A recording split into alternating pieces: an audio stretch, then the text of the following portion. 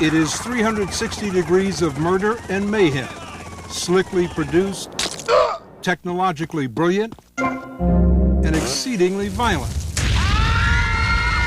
And now it's at the center of a civil lawsuit involving the murders of 3 men in the small town of Fayette, Alabama. They were gunned down by 18-year-old Devin Moore, who had played Grand Theft Auto day and night for months. Attorney Jack Thompson, a longtime crusader against video game violence, is bringing the suit. Are you saying that Devin Moore shot 3 people in the head because of a video game? What we're saying is that Devin Moore was, in effect, trained to do what he did. He was given a murder simulator. He bought it as a minor. He played it hundreds of hours, which is primarily a cop-killing game. It's our theory, which we think we can prove to a jury in Alabama, that but for the video game training, he would not have done what he did. Along the way, Moore had grabbed a set of car keys. He went out the door to the parking lot, jumped into a police cruiser, and took off. It all took less than a minute, and 3 men were dead. The video game industry gave him a cranial menu that popped up in the blink of an eye in that police station, and that menu offered him the split-second decision to kill the officers, shoot them in the head, flee in a police car, just as the game itself trained him to do. After his capture, Devin Moore is reported to have told police, quote, "Life is like a video game. Everybody's got to die sometime."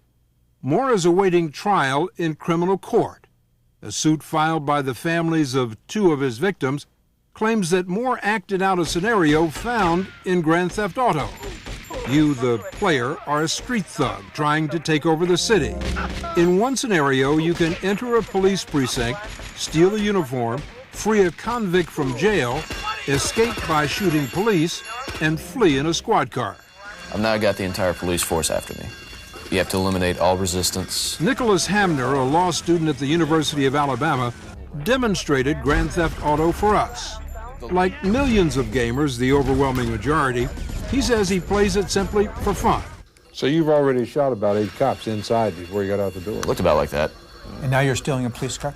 David Walsh, a child psychologist who's co-authored a study connecting violent video games to physical aggression, says the link can be explained in part by pioneering brain research recently done at the National Institutes of Health, which shows that the teenage brain is not fully developed. Does repeated exposure to violent video games have more of an impact on a teenager than it does on an adult? It does, and that's largely because the teenage brain is different from the adult brain. The impulse control center of the brain, the part of the brain that enables us to think ahead, consider consequences, manage urges.